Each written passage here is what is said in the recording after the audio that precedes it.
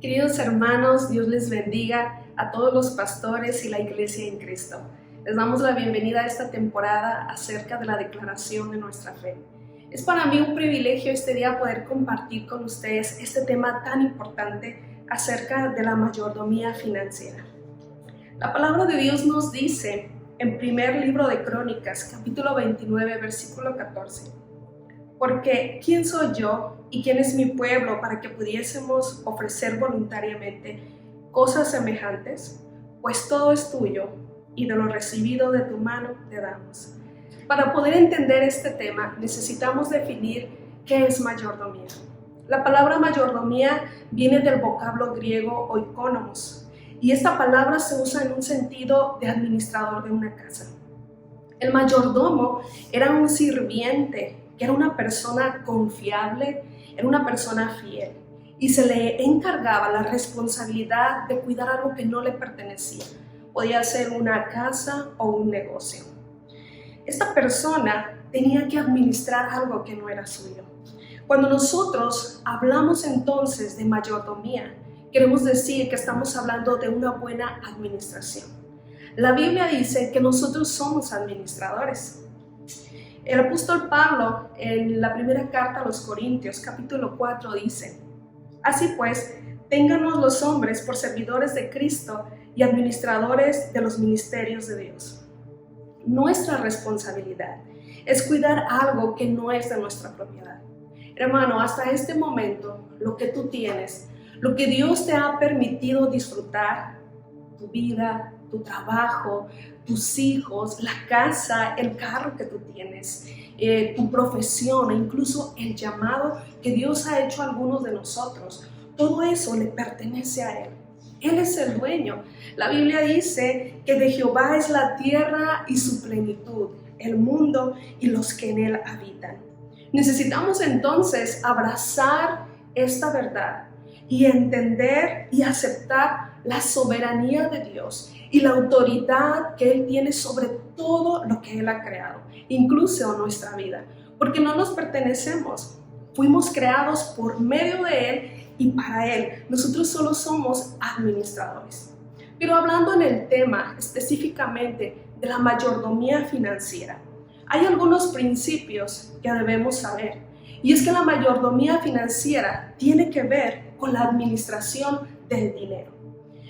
Cuando nosotros hablamos acerca del dinero, parece ser un tema que a muchos incomoda. Incluso para algunos hay cierto temor a enseñar o hablar acerca de esto en las congregaciones. Pero es necesario que nosotros podamos entender lo que el Señor Jesús nos habla en su palabra acerca del manejo del dinero. Sobre el dinero, Dios establece que es suyo. Él declara en el libro de Ageo: mía es la plata y mío es el oro. Y esta verdad la entendió perfectamente el rey David. Tenemos un hermoso ejemplo acerca de ello. Si ustedes recuerdan, cuando Salomón iba a construir el templo, el rey David reunió tantos materiales y era lo más bello, lo más preciado, lo más caro, lo mejor para el templo. Pero aún así, el rey, de su propiedad, podemos decirlo por lo pronto así, lo que él tenía, lo que hasta ese momento Dios le había permitido tener y prosperar, el rey lo dio. Fue tan generoso que la actitud del rey hizo que sus príncipes, que el pueblo, también se despojara y fueran generosos. Cuando esto sucede, el rey David levanta un cántico, y en este cántico es donde vemos que él abraza esta verdad. Él sabe que aún lo que él está dando no le pertenece a él. No era meramente de él, sino era algo que Dios le había dado. Entonces el rey dice: pues todo es tuyo y de lo recibido de tu mano te damos. Hermanos, es un deber, pero es un privilegio que nosotros podamos participar en el sostenimiento de la obra de Dios. Con tus diezmos, con las ofrendas, con las primicias. Somos privilegiados al poder nosotros engrandecer el reino de Dios con los recursos financieros que el Señor nos ha provisto. El Señor Jesús nos enseña en el Nuevo Testamento acerca de este principio, y Él destaca mucho lo que es el diezmo y las ofrendas y la permanencia de ello.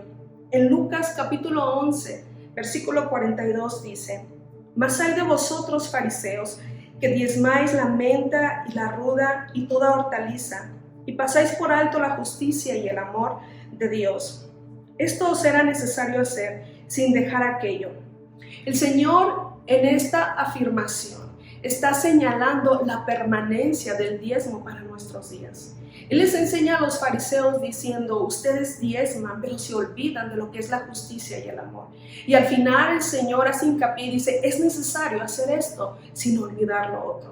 Esto nos habla de que debemos practicar ambas cosas, porque el ser fieles diezmadores trae bendición para nuestras vidas.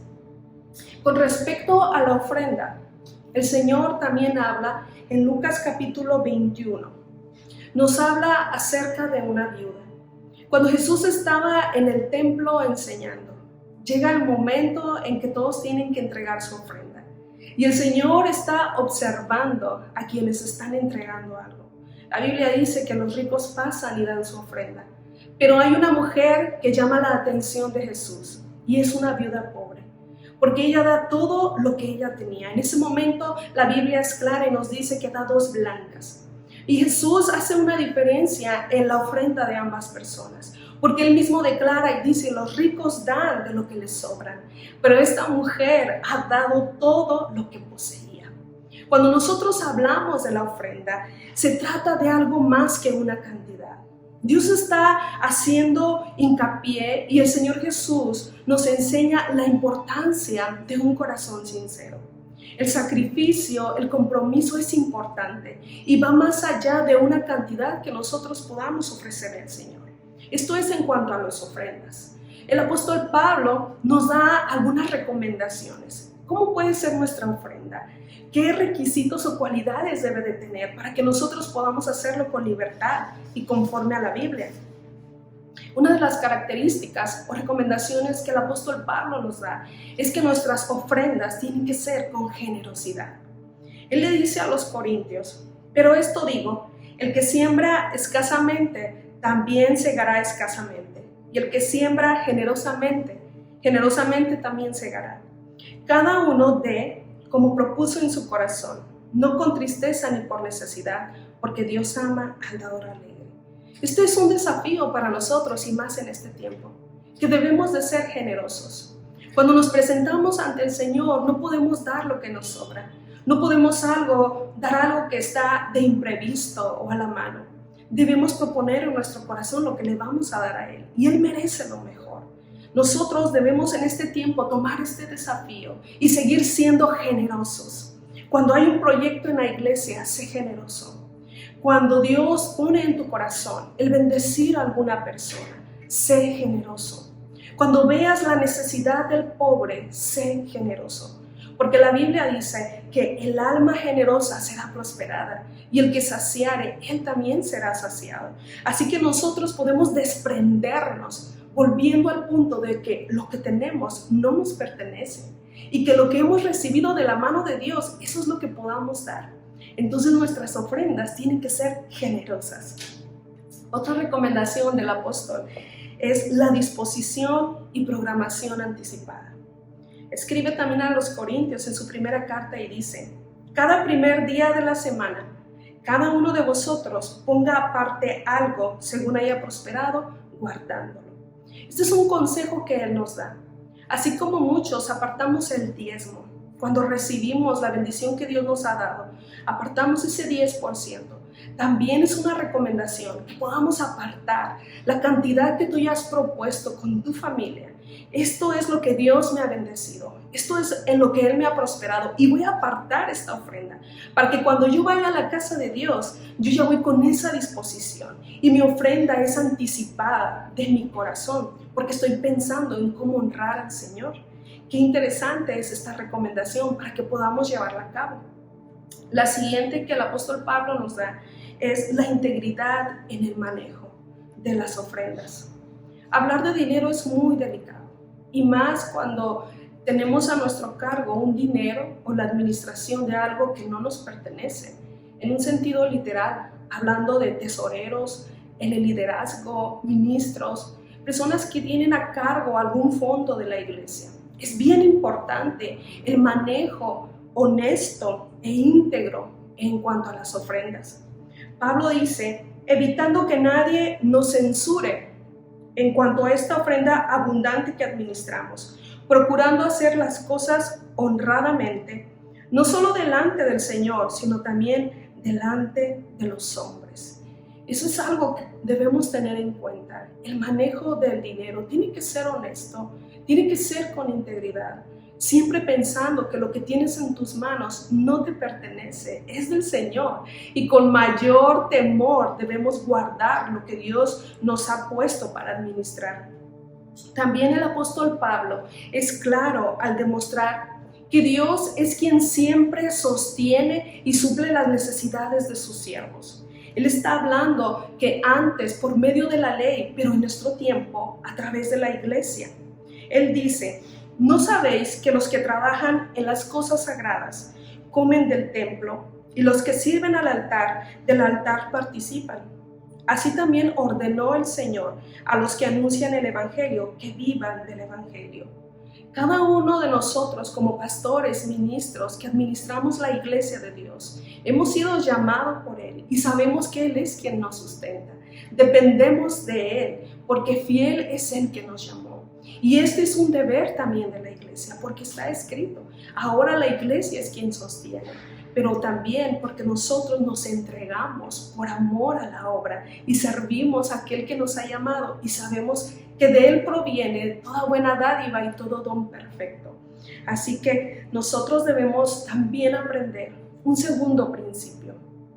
¿Cómo podemos nosotros practicar una mayordomía que agrada a Dios, pero también que beneficia a mi familia? Porque el ser administradores tiene que ver con eso. Honrar al Señor, pero también trae un beneficio para nuestra casa. Algunos consejos prácticos que podemos tener según la palabra de Dios. En primer lugar, es reconocer el señorío de Dios. Hermano, tiene que quedar muy grabado en ti esto.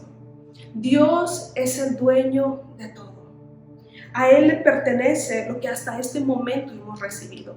Todas esas dádivas que tú tienes provienen de Él y nosotros tenemos que honrarlo. Cuando entendemos este principio, podremos fácilmente rendirnos a la voluntad de Dios y ser unos fieles administradores, sabiendo que en algún momento vamos a rendir cuentas a Dios de lo que Él ha depositado en nuestras manos. Ese es el primer consejo. Reconoce el señorío de Dios. Otro consejo es libérese de las deudas. La palabra de Dios dice que el que toma prestado es siervo del que presta. La realidad es que lo ideal sería que ninguno de nosotros nos endeudáramos, que no buscáramos el tener deudas, porque somos esclavos de ello. Pero si por alguna razón tú estás endeudado, pídele al Señor que te supla y te provea para pagar esa deuda. Y créeme que Dios lo hace porque Él no quiere que tú y yo seamos esclavos de algo. Él quiere bendecirnos, pero no de esa forma, buscando créditos, buscando la forma más fácil, porque a veces eso es lo que sucede.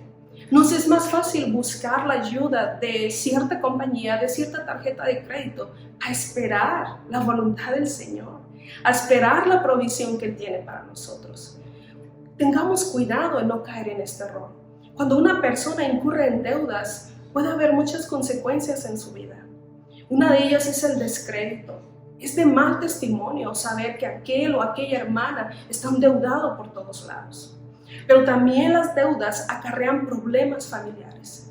Las deudas pueden traer división en la iglesia e incluso traer enemistades a tu vida.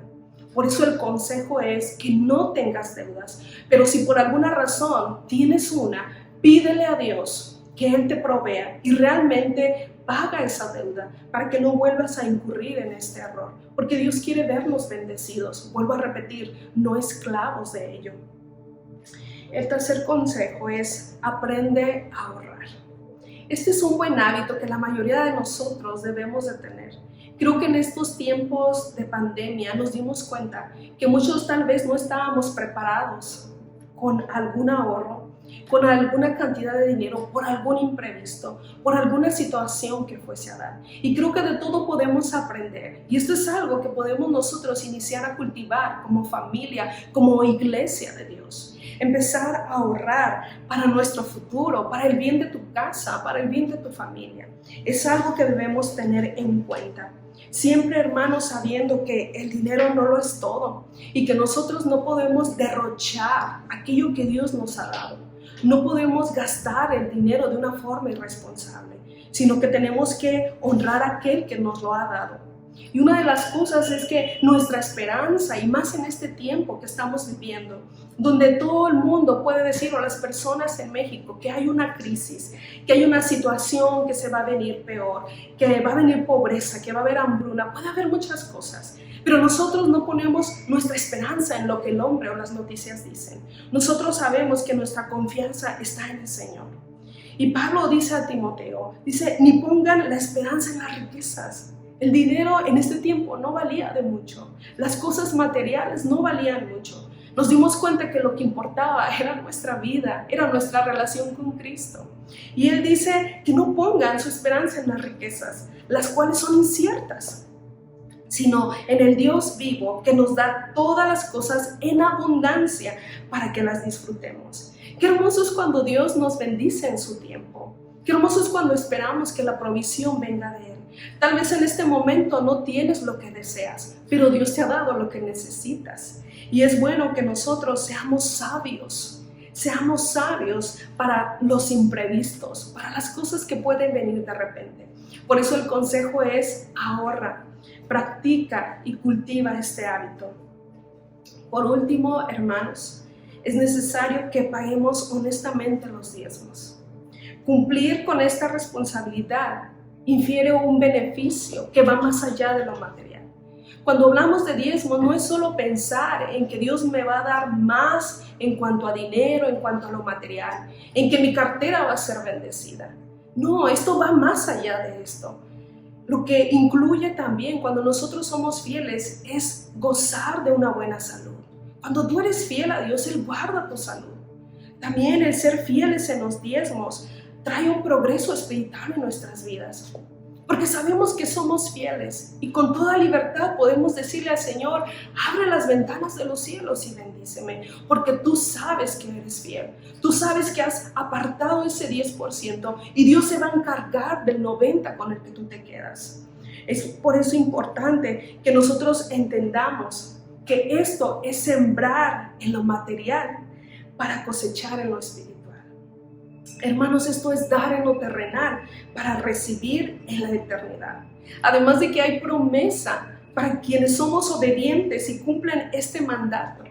Probadme en esto, dice Jehová de los ejércitos, si no abriré las ventanas de los cielos y derramaré sobre vosotros bendición hasta que sobreabunde.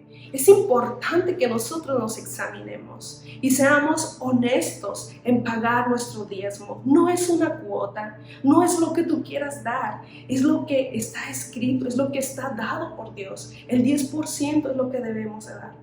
Como pastora me siento muy bendecida cuando veo personas que aún diezman $1, 10 pesos. Y he entendido que son personas fieles al Señor porque no les interesa si es una grande cantidad o una cantidad pequeña, porque también hay quienes son desafiados a diezmar grandes cantidades y son fieles. Dios honra a los que le honran, recuerda esto. Seamos fieles en nuestros pagos de los diezmos. En conclusión, Dios no nos obliga a cumplir estos mandamientos, pero Él espera que de una forma voluntaria usted y yo actuemos en obediencia. Él no está imponiéndonos algo, siempre hablándonos y atemorizándonos, pero Él espera que tú y yo reaccionemos por todo lo que Él nos ha dado. Él nos ha dado la vida, Él nos ha dado la salud, la provisión. Dios no escatimó ni a su propio Hijo, sino que lo entregó por todos nosotros. ¿Cómo nosotros podemos retener algo que no nos pertenece entonces? ¿Cómo no ser fieles al Señor si Él ha sido fiel siempre? Muchos de nosotros y de los que nos ven pudieran constatar y testificar de la mano de Dios supliendo en este tiempo de crisis. He oído personas decir que en este tiempo es cuando han comido mejor. Yo puedo decir que en este tiempo es cuando más he viajado. Dios ha sido fiel. Dios es fiel con los que son fieles, hermanos. Eso es una realidad y tú tienes que saberlo. Dios honra a los que le honran. ¿Cómo no podemos estar nosotros agradecidos con Él si Él tiene a bien bendecirnos? Hermanos, no nos perdamos la oportunidad de un día escuchar de los labios del Señor. Un día usted y yo estaremos delante de su presencia. Y cuando estemos ahí, que podamos escuchar de los labios del Señor Jesús: bien, buen siervo y fiel. Sobre poco has sido fiel, sobre mucho te pondré. Entra en el gozo de tu Señor. ¿Qué dicha va a ser, hermano, que nosotros podamos escuchar esas palabras? Yo te motivo a que sigas siendo fiel a Dios, a que reflexiones a través de esta enseñanza cómo he estado administrando lo que Dios me ha dado. Pero en cuanto a la mayordomía financiera, examina tu corazón, examínate cómo han estado tu fidelidad, qué tan constante has sido en tus ofrendas. No tengas temor, no escatimes, sé generoso. Créele a Dios, cuando Él te pide es porque Él te va a dar. ¿Qué le parece si hacemos una pequeña oración y le damos gracias a Dios porque en este tiempo Él ha sido fiel? Esta enseñanza puede traer confrontación a nuestra vida, pero más que confrontación, quisiera que produciera en nosotros agradecimiento, gratitud, porque Dios ha sido fiel. Él no nos ha abandonado. De una u otra forma, Él se ha provisto en este tiempo. Así que yo te voy a pedir a ti, no temas. No retengas el dinero, y si hay hambre, y si me quedo sin nada, no, confía en el Señor. No pongas tu esperanza en las riquezas, sino en aquel que te ha bendecido.